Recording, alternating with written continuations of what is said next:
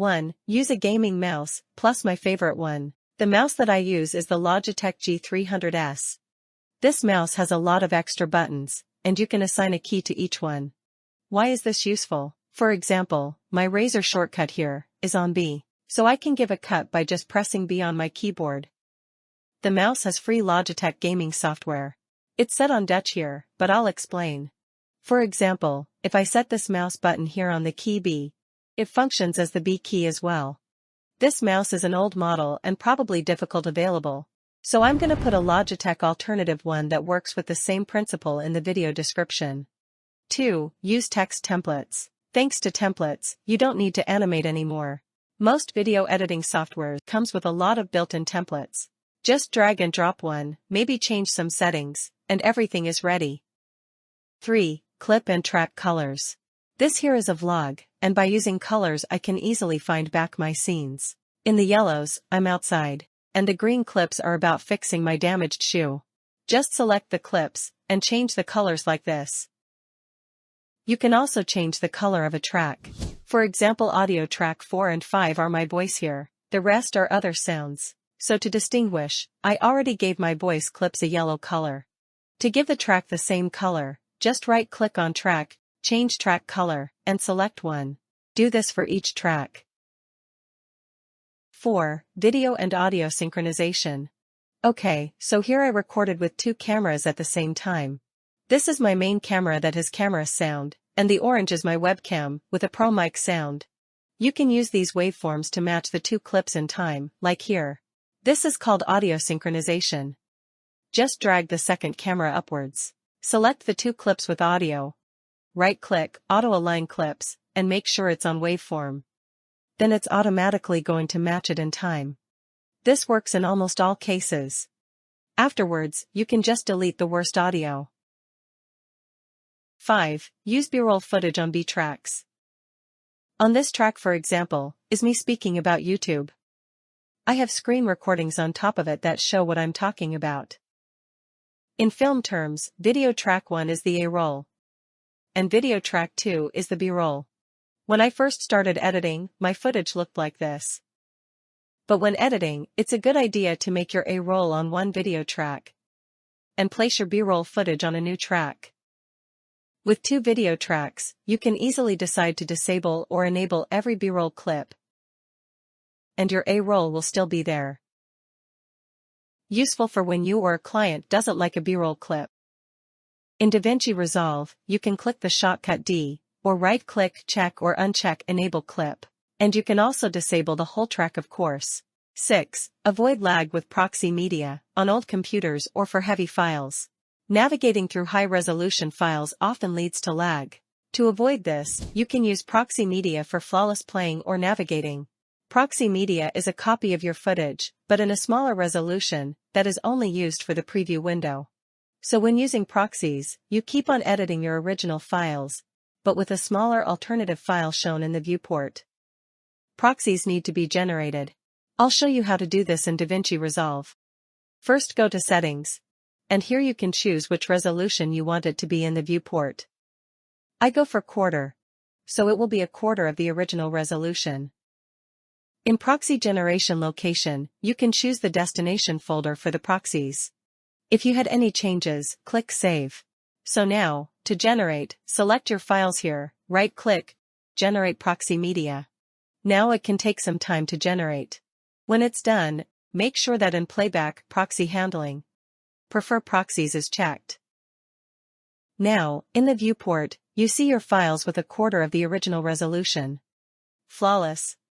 I did it for full HD footage here. But especially for 4K or 8K footage, it's recommended to make proxies when it's laggy while playing. Your proxies are stored on your computer, and they take a lot of space. You can find them back in the map that you set it on. Here you can see that the file size of proxies is pretty big. So once your edit is made, you can choose to delete them without any problems. And don't forget to remove them out of your recycle bin as well to free up space. Bonus, if you don't want to generate, you can also choose timeline playback resolution, half or quarter.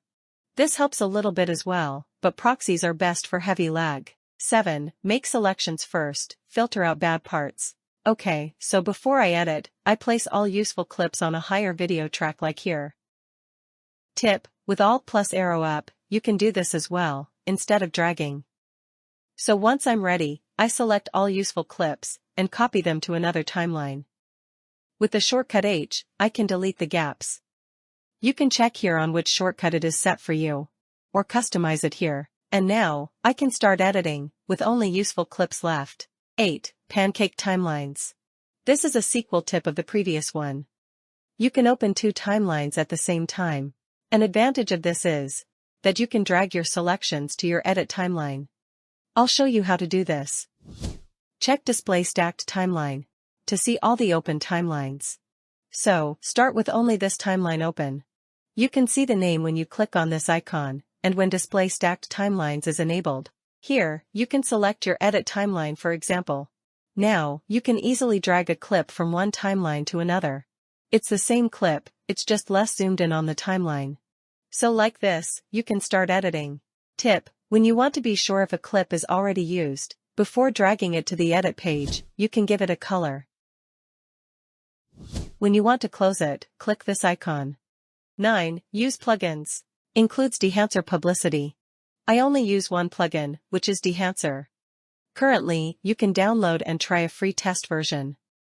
I went from this without Dehancer, to this with Dehancer. Or from this, to this. Once installed, you can find Dehancer in Effects, and with all these extra functions, you can enhance your color grading. I can for example get rid of this brown background color. Or another example, the plugin also contains a lot of film looks. If you'd like to buy it, you can buy it for a lifetime for your preferred software. You get 10% off with TIM20. There's also an option to get a package with monthly or annually payment. The promo code TIM20 also works for these packages, and here you can check what is included. There's also a lot of extras, for example a mobile video editor for iPhone and iPad with the same effects as the desktop plugin. If you choose for this type of payment, choose a photo and video pack if you'd like to have Dehancer for video editing software. This includes Dehancer for all video editing software, and photo software on top of it. Also, to avoid any confusion, sometimes Dehancer updates their plans, and the promo code usually stays valid. The light version and separate effects that you see here are currently not available for purchase, as they are in the bigger packages. If you're wondering why there's only checked one in my video plugins, that is because Dehancer comes with two installers, and the version that is compatible with your computer needs to be used. 10. Use power grades, DaVinci Resolve. I often record myself for videos. The color grading looks like this, with this node tree. I'm going to share how you can apply this exact same node tree to another clip in another project. Toggle on Gallery. Right-click here, grab Still. Now, the node tree is saved on project basis. However, if you drag it to a power bin, you can fall back on this node tree in every project. This here for example, is another clip of me talking in another project. The power grade is here, and I can right-click Apply Grade. Or drag and drop will also work. Now, I can easily adjust each node to my favor, starting from the power grade node tree. Extra tip, you can make multiple power albums. 11. Share power grades with others. I'm going to show you how you can export a power grade to your computer. Right-click here, Export, and a DRX file will contain the whole node tree. Once you've saved it somewhere, you can call it with Import. 12. Generate LUTs. You can find your LUTs here. While power grades are only supported by DaVinci Resolve, LUTs are more universal. Only difference from a power grade, the node tree disappears, but it's supported by other editing software as well. And I'm going to show you how to create your own LUTs. First check where the LUTs are located on your computer. Copy this path. Now, we're going to create a new LUT of this grading. Right-click here, Generate LUT. And a 65-point cube file will have the best quality. Now, we'll store it in our LUT folder, so paste the path that you copied. Here, I'm going to create a new folder, named Custom LUTs. And I will place the LUT with a name in this folder. Now, it updates automatically. If it doesn't, right-click here and click Refresh. Now you created a LUT. So if you drag and drop this, you will see all the adjustments with only one node. 13. Trim edit mode. Let's say we want to trim a clip on the left and on the right. When you trim, it leaves gaps. This problem is solved if you enable the trim edit mode here. Same principle, no gaps. 14. Trim start and trim end shortcut. You can also immediately close the gaps with shortcuts. Here, in keyboard customization, search for trim start. You can assign a key to this function. For me it's the caret key. Now, search for trim end, and also assign a key to this. I use the $ key. So, when I press caret with the clip selected, the left part is going to be trimmed of. With $, the same but for the right part. But now, there are still gaps. Well, if you double press the caret key, without the clip selected, the gap is going to be closed automatically. Same for double pressing the $ key. I use this method all the time. 15. Export as project file, DaVinci Resolve. Software like Premiere Pro works with project files like these. While in DaVinci Resolve, your projects are at the home page. Here, a project is not a single file on your computer, but rather data that DaVinci Resolve can read. With this function here, you can export to a DaVinci Resolve project file. Just save it somewhere, and once it is saved, your file looks like this. To open it, you can double-click or drag it to the home page. You can also export a project file from the home page. Extra tip: you can use this method to make backups of your DaVinci Resolve projects. 16. Music first. This is a simple tip, but when editing, it's a good idea to add your music track first, and then it will be more easy to place cuts on the beat. These beats will make your cuts feel more logic, like in this example. 17. Finding good music. Includes Uppbeat publicity. As a designer and video editor, I know how challenging it is to find great music, or sound effects. This is where Uppbeat can help you. This is a site that offers music, sound effects, but also motion graphics and LUTs. I will put a link to this platform in the video description, so that you can explore their products. I'll guide you through the plans. Once you have an account, you get access to 3 free downloads, and this is topped up by 1 each month. Some items are premium, so not all are included in this plan. With the Essentials plan, you already get unlimited access to all songs and sound effects. And with Creator, also the motion graphics and LUTs are included. And for power creators and businesses, there is also a Pro plan. Each plan has an option of monthly or yearly payment. And since you can start for free, it's definitely worth making an account. 18. Smart Render Cache. If you have Fusion clips or color-graded clips, it can lag while playing. This here is a title template that is made with Fusion. If you enable your render cache, it's gonna remember the calculations after that it's played. I'll show you. You can choose here between Smart and User. Smart is automatically going to decide when cache needs to be made. So let's put it on that. Now, you see a red line, meaning that there are no cache clips. When I press play, it's gonna notice that it's heavy to play. So for the blue parts, cache clips are made. So if you replay it a few times, you can see that there's more and more cache. You can see that on the blue parts, playback eventually runs flawless. Also, for clips with a lot of color grading, cache should be made. Here we have an example. A clip that has color grading with some nodes. So with the cache still on Smart, let's test if cache will be generated. It's laggy, but no cache is generated. You can also manually control which clips need cache. So this is where tip 19 comes in. 19. User Render Cache. This is a sequel tip of tip 18. So with your render cache on User, you can customly decide for which clip you want to create cache files. For example, I want this color-graded clip to make cache clips for me. Then I right-click on the clip, and check Render Cache Color Output for this clip. Now, when I play, you can see that there is cache. When you have multiple clips, you need to enable the Render Cache Color Output for every clip that you want to have cache for. The same goes for Fusion clips. With the render cache still on user, let's delete this one and add a new one that still has no cache. So, if you place the render cache fusion output here on, it's going to start creating cache for this clip. This also works for each clip separately. 20. Delete and manage render cache. This frees up a lot of space. Render cache takes a lot of space. So in Playback, delete render cache all. You can clean it up without any problems. You can click delete. A more custom way to do it is to go to manage render cache. Here you can see all my projects and how many cache each file has. This project is named cache, and as I generated some cache clips to show you, they already take more than 4 GB. So I'm going to clear it.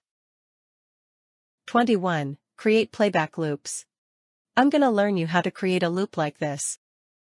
Press I on your keyboard for the start point, and O for the out point. Now, just select this icon. And there you go.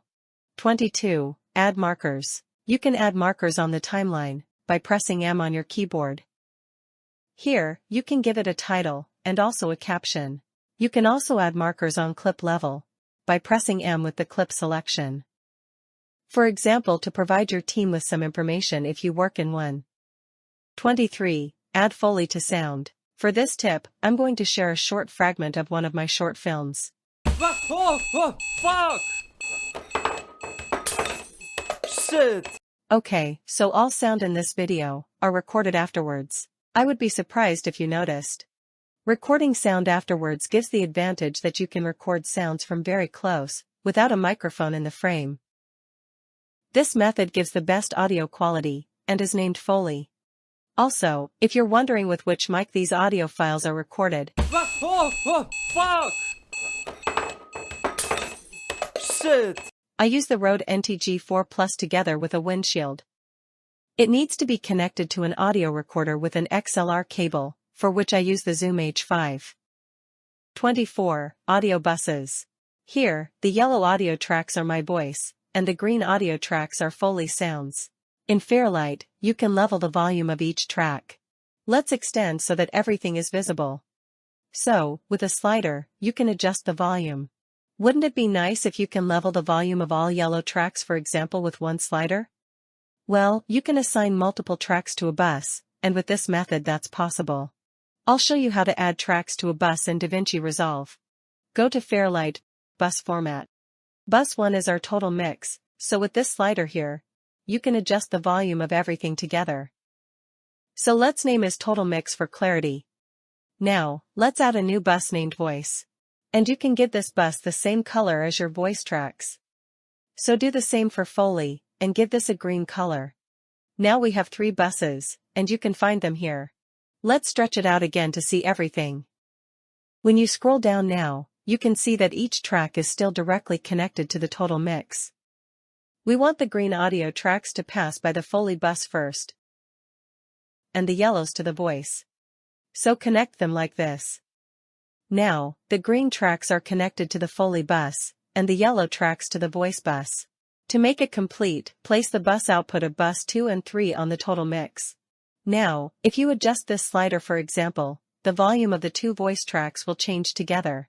Same for the Foley bus slider. This method is a little bit of work, but for big projects it's definitely time-winning. 25. Use loops. Endlessly animated text. If you make an animation in Fusion, you can endlessly loop that animation like here. And, I'm going to show how. So, first, let's create an effect. Search for Text Plus, and drag it to the timeline. I'm gonna name it Wasp here, and already position it. Now, we will create an animation that we can loop eventually. Go to Fusion. It doesn't matter how many frames you see, just go to the first frame. And here in Inspector, Transform, let's create a small animation. Let's animate it on line level. So, let's add a keyframe on the first frame. Now, a few frames further. Let's make the value -360. Press Enter and also a new keyframe will be added. Now, we have this here, it turns one time. Now, to loop this or maybe another animation that you made go to Spline. Everything that has keyframes will have the option to check. So check this. Click this icon to make the keyframes perfectly fit in the frame. Now, select the keyframes, right-click, Set Loops, and you have different kind of loops. If you set it on relative, then it's endlessly going to animate. Let's check the animation. Now, I'll go back to the edit page. So, no matter how long you extend the text clip, the animation is still going to be there. 26. Save and load Fusion nodes. In the previous tip, we created a loop on this node here. So this node includes the text and the animation. You can save nodes, and call them back in other projects. So, right-click on the node, Settings, and here you can choose Save As. This way, you can save the node. In this folder, I already saved some nodes. But it doesn't matter where you save it. For this one, I'm going to create a new folder in my documents. So let's create a new one, named Save and Load Nodes. Let's give the animation a clear name, Endless Rotating, and save. Now, if we go to another project, you can call back that node. So here, drag a new text plus, give it a name, position it. And from here, we'll add the same node that we made in the previous tip. Let's see what happens. So in Fusion, there is no animation yet. On this template node, right-click, Settings, and there you can choose, Load. So, I saved it in my documents, and I just need to open this one. Now if you play it, you can see that it endlessly rotates. But the text changed as well, as it's included in this node. So that's the only thing that you will need to adjust. Also, in Settings, you can see that you can select the saved node as well, without having to go through your folders. So in the edit page, you can change the title, and then everything is ready. 27. Integrate AI, OpenArt. The thumbnail of this video, for example, is made with OpenArt, which is linked in the video description. I only adjusted it to this version in Photoshop. OpenArt is a platform where you can create images, videos, and audio. If we go to Image, Create Image, you can see here my image generation history. What is cool about OpenArt is that you can choose between different models and settings when you generate. So this here is made with Nano Banana, and the text prompt was, generate me a thumbnail for 50 video editing tips. Here, I chose the model. Meanwhile, there's a pro version of Nano Banana as well. But I did it with the normal version. Here, you can enter the prompt. And here, you can choose your aspect ratio, which is 16:9 for a thumbnail. And then, I want to generate only one image, so put it on 1. Now, you can see that OpenArt works with credits, like every other AI platform. Depending on the model, the amount of credits that it takes varies. With the Essential plan, you already get 4,000 credits a month. Also consider to check the other plans, and choose what fits you the best. Currently, if you make a new account, you start with a few credits that you can use for testing. If you go to video, for example, the amount of credits that a model takes is already a lot more. You can use models like Kling 2.5, Sora 2, and VEO 3. The better the model is considered and the longer a video is, the more credits it's going to take. 28. Dynamic project switching. Let's say you have a project open, and you want to switch to another project. But you want to leave your current project open as well. Then, at the home page, right-click, and select Dynamic Project Switching. Now, you can see that it's checked. When you open a project now, it's going to leave the other one open. And you can easily switch between multiple projects. To turn this off, just uncheck Dynamic Project Switching. 29. Audio compression, instead of manual bypassing. This here is one of my tutorials with a voiceover on this track. If we zoom in, let's play this clip here. Now choose a font that has enough thickness. The word now is a little bit louder than the other parts in the clips. If you want to adjust this, you can for example place a cut and bring the volume down. Let's listen. Now choose a font that has enough thickness. It sounds good, but if you want to do this for every clip, it's a lot of work. This is where you can use audio compression. I'll go to Fairlight. Here, you can see in the decibel meters. Now choose a font that has enough thickness. That the now is on -2 dB. Let's play it again. Now choose a font that has enough. So the peak was on -2 dB. Here, you can see the dynamics in this track. If you don't see it, just scroll down. If we double-click, we can see a menu where we can compress. So, if you enable compressor, you see a blue line. And the only thing that we're going to adjust now is the tracehold.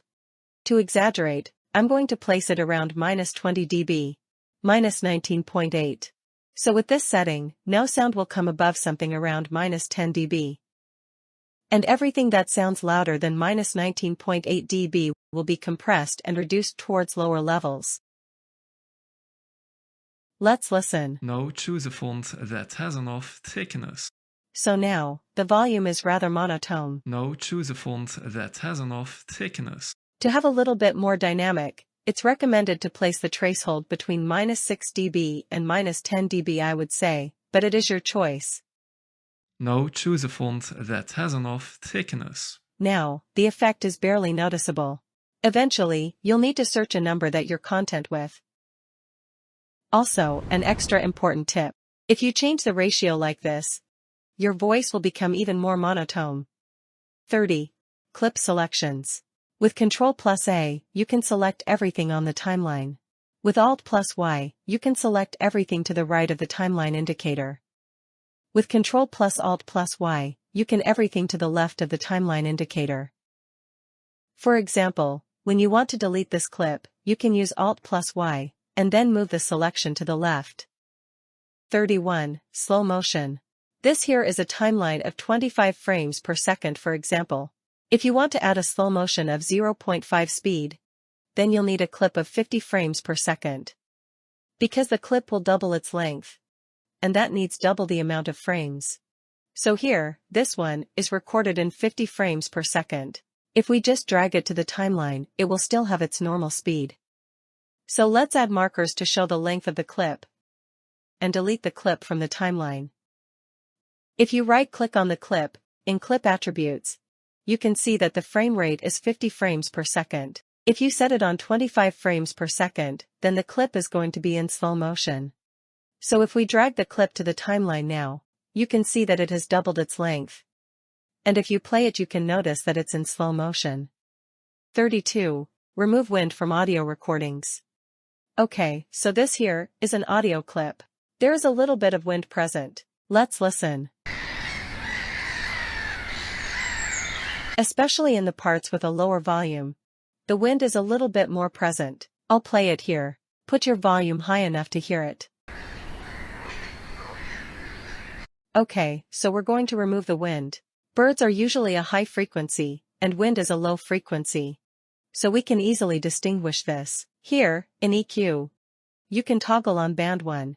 And this is going to place a low cut. The low frequencies are cut off.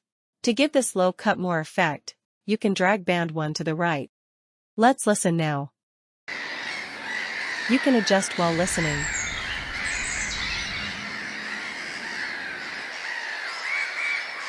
So you can hear that the wind disappears. What many editors do is boost higher frequencies, like this. With this method, these frequencies will be more present. Let's listen again.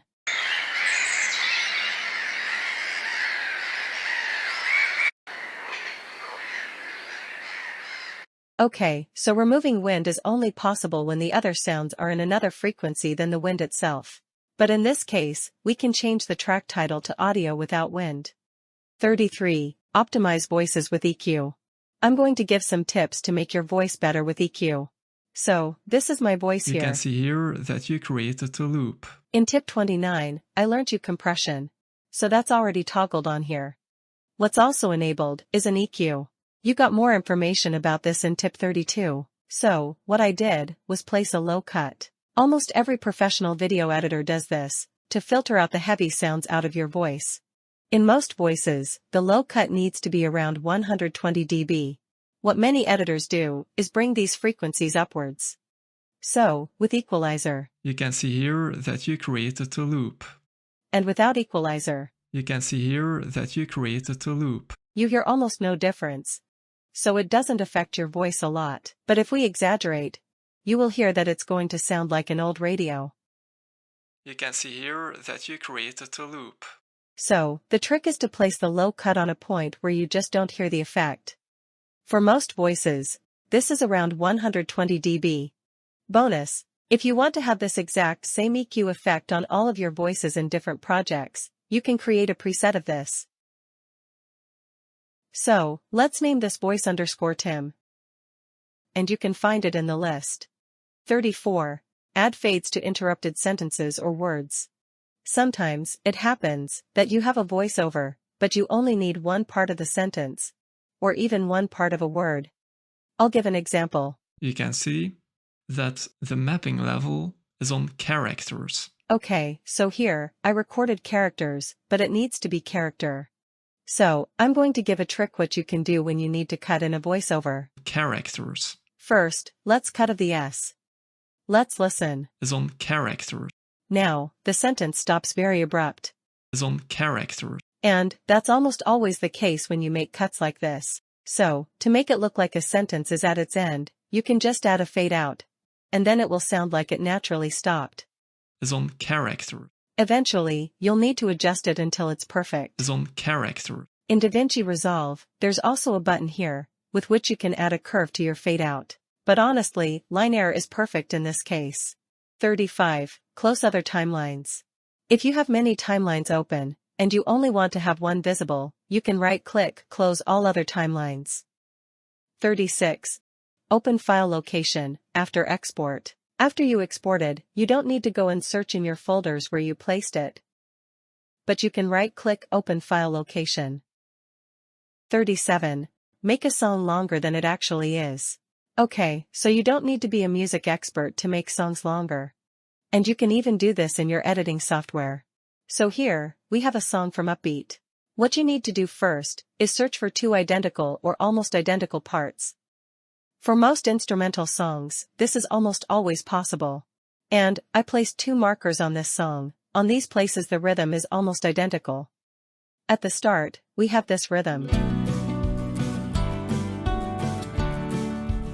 And here, where I placed the second marker, the sound is almost identical. So, duplicate the clip with Alt and drag, and, what you can do, is, look where it matches. And at this point, you can overlap it. Here, you can see that it has the same structure. It's not exactly on the same point, but this shift is so little that it won't be noticeable. Let's listen. You still hear that there is a cut. Eventually, you will need to place this cut on a part where it sounds the most hidden. Like this, no one will notice that you've lengthened the song. On this place, I don't feel the cut anymore. 38. Using serial nodes. This is a node. On a node you can bring color grading adjustments. You can give the node a name. I will show you soon how to do that. Let's name this the original. You can create another serial node with right mouse click, add node, add serial. On this, you can bring adjustments as well. Let's adapt the curve on this node. You can create as many serial nodes as you'd like. Let's adjust the warper on this one. Serial nodes are useful, because you can disable and enable each one of them. This is the original. You can check what the curve does. And you can check what the warper does. There are three important functions that you can give a shortcut. Go to DaVinci Resolve, Keyboard Customization, and search for Nodes. Open the Nodes menu. Here you can define shortcuts for all functions. I use Alt-S or S to add a serial node. Ctrl-D or D to disable or enable nodes. And the shortcut E to label or name the node. You can define your preferred shortcut by clicking on the plus to add an extra shortcut. Or by clicking on the little cross to replace the shortcut. And then hitting the shortcut on your keyboard. And don't forget to save. 39. Correcting the white balance. Here we have a clip where the white balance is too green. Let's correct it on this node. First, I'm going to give some technical explanation. Go to the color wheels. Make sure that the display qualifier focus is enabled. If you hover on the image, you can see that the colors are indicated in the scopes. These white parts are always on top in the scopes. and the dark parts are always lower in the scopes. Let's take a look at the white wall as a reference. You can see in the scopes where it's located. On a pure white, the colors red, green, and blue have the same height. We can see in the scopes that green peaks a little higher than blue and red here. This wants to say that the white balance is too green. We need to make sure that this green here is at the same height as the reds and blues. We can correct the global white balance here in the offset. Because it's too green, we need to drag to the opposite color of green. You can see in the scopes that the reds, greens, and blues are equal now on the white wall, meaning that the white balance is correct. Bonus tip. If you can't use the display qualifier focus after enabling it, go to another tab. Like the curves or color warper for example, and try it there. 40. Use alpha channels. With alpha channels, you can create really cool things. I'm going to learn you how you can create something like this, or like this. Okay, so this is the starting position. On video track 1, we just have Psalms text, with enters between the lines. And on video track 2, we have a PNG image of a woman with a transparent background. We're going to create an alpha channel of the text. Here, in settings, you can change the composite mode to alpha. Now, we're going to use the woman as a foreground.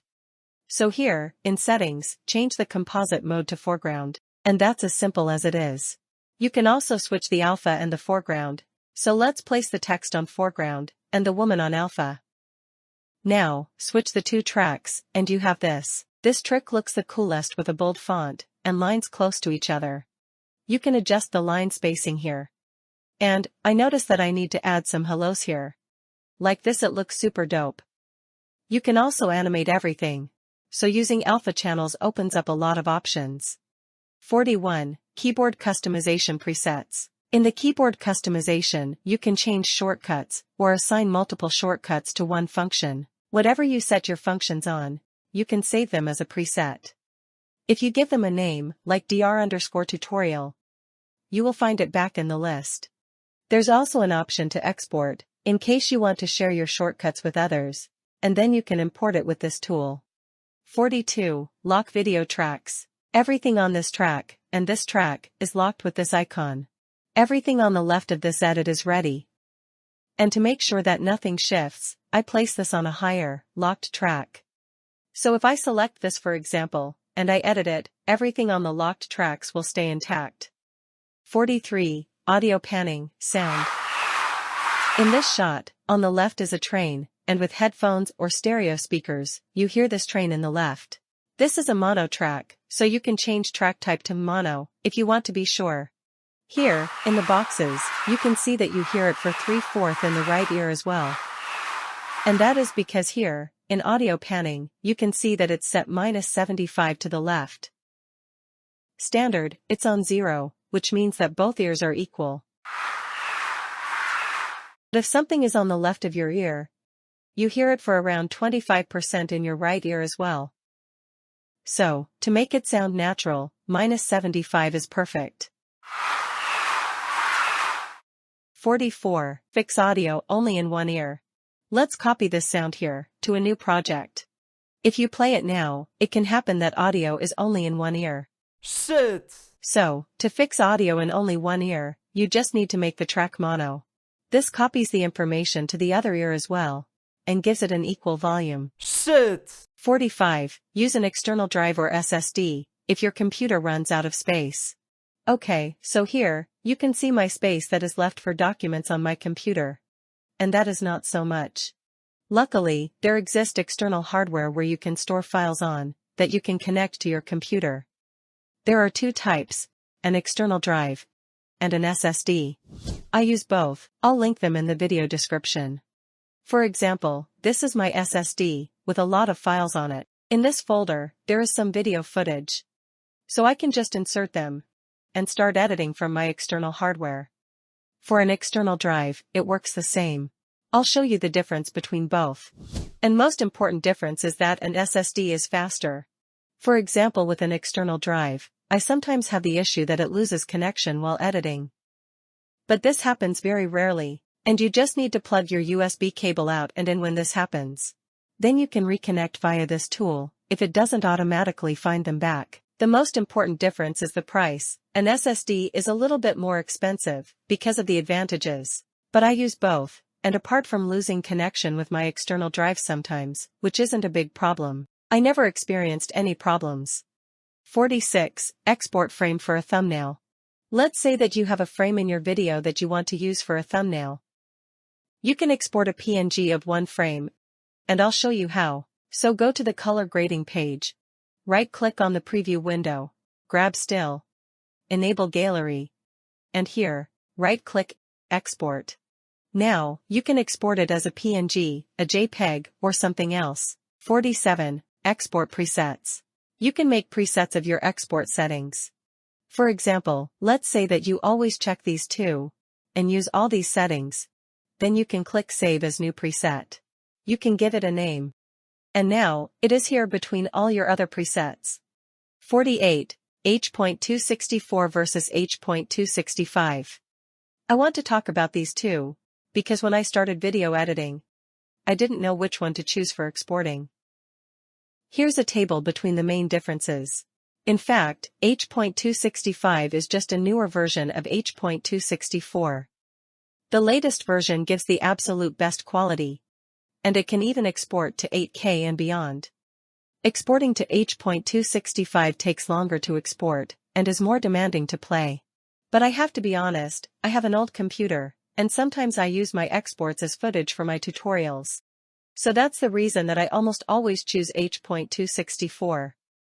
Also, for example, when you have glitches in your video export with one of the two codecs, you can always try the other one, and mostly the problem is solved then. 49. Adjustment clips, for color grading and position. I have here an edit, and let's say that I want to make everything black and white. What you can do then, is use an adjustment clip or adjustment layer. The name depends on your editing software. So search for it, and drag it to the timeline, on top of all clips. Stretch it out, so that it covers everything. And now, in the color grading, you can see the adjustment clip here. If we drag the saturation down on this clip, then all clips will be black and white. Whatever that you adjust on the adjustment clip, it will be applied to all clips. For some editing software, adjustment clips only work for color grading. But in DaVinci Resolve, you can use the adjustment clip as well for tools in the inspector, like zoom or position. So, everything that is underneath the adjustment clip will undergo the effects of the adjustment clip. 50. J-cut and L-cut in audio. I don't know if you noticed, but in this video, I sometimes introduce the next tip already before the screen recording of the previous one is over. This is called a J-cut, because of the shape of the cut, and this makes the switch to another effect more logic. Also, sometimes I let the audio linger while showing the next tip already in the screen. This is called an L-cut. So when a new scene arrives, you can still make the video or audio linger a little bit, without any problem. Also, if you'd like to start video shooting and you're doubting which camera or gear to get, I'll leave some products in the video description.